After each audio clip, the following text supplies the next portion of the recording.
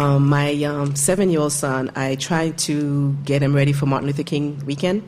And so I went trying to give him a history of what happened for school. And I pulled out the encyclopedia and I started showing him the history of slavery. And he had that look. He just didn't want to hear it. And I had this gut feeling that you were telling a story that your inner being would never tell him. Would never tell. Because none of that has anything to do with him. So why activate that within him and give him that burden to carry? Because I wanted to prepare him at home before he gets it in school. And I wanted him to be... He could go to school and daydream.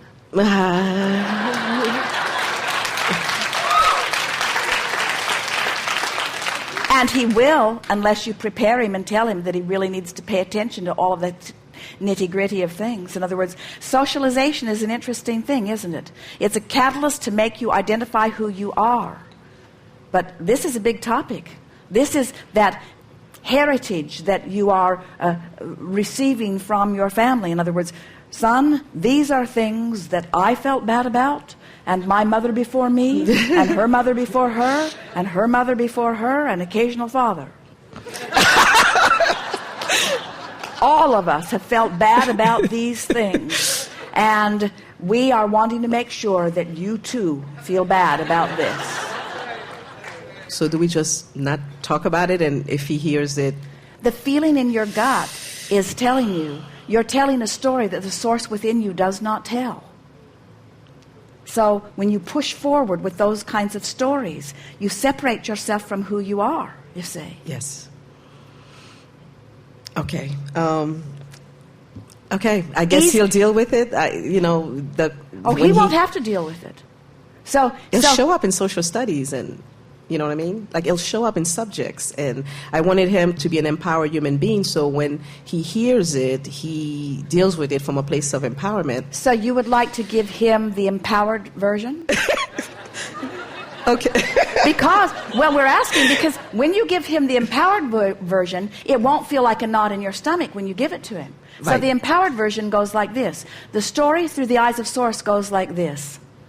All of us are born into this environment of contrast, and some of us really hit the ground running. And there was a man that you will hear a lot about. His name was Martin Luther King, and he was such a man. He was born understanding that things could be so much better than they were.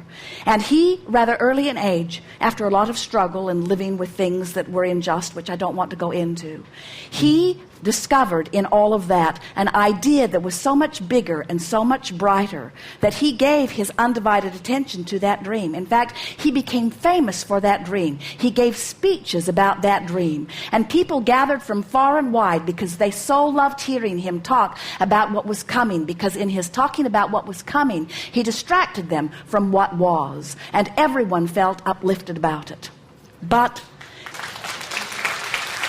he practiced it for a while, and as long as he was telling the story to himself and to those who were close, to those that really believed the dream with him, he held himself in vibrational alignment with the dream. I practice that every day, son, say to your child. I practice that every day. It is my quest to stay in vibrational alignment with my dream and not let the reality of what is bind me. I want to be progressive and continue to move beyond. And then this dear man, I suspect that what happened was that as he got out there with so many others looking at him, that somehow, some way, he lost sight of his dream momentarily. His stream moved faster and faster and faster and faster. But he was surrounded by those that he began, even though it was never his plan to do it, to begin to push against. And when one pushes against in a very fast-moving stream, abrupt things happened. He was shot, say to your son. He was shot by those who did not understand him, and though by those who did not even want to understand him.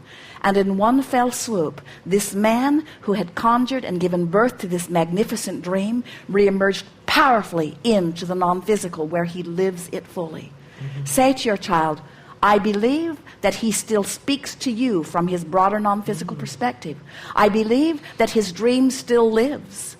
And I believe that no one needs to get shot over it if none of us push it in the faces of those who do not understand.